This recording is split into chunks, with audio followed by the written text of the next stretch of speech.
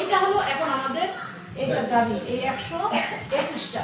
আর 189 হলো যে trade union করার অধিকার, সংঘবদ্ধ হওয়ার অধিকার।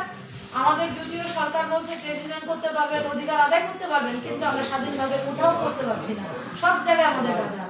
তো এই হলো। আর আরেকটা হলো যে মাতৃত্বকালীন ছুটি। আপনারা জানেন গার্মেন্টস সেক্টরে হলো 4 মাস, অন্যান্য সেক্টরে 6 মাস।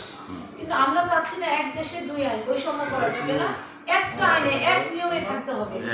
সরকারিরা যদি 6 মাস পায়, আবার অন্য সেক্টরে 6 মাস দিতে হবে।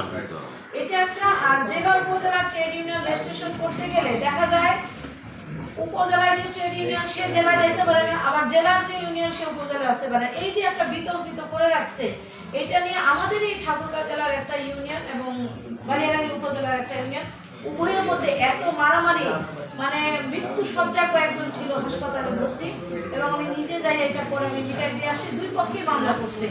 তার মানে কি ইউনিয়ন আমরা গঠন করছি আমাদের অধিকার আদায়ের জন্য, ঐক্যবদ্ধ হওয়ার জন্য, কিন্তু ইউনিয়ন কি করছে, অধিকার তো আদায় হয় না, বরং একে অপরের শত্রু হয়ে যাচ্ছে।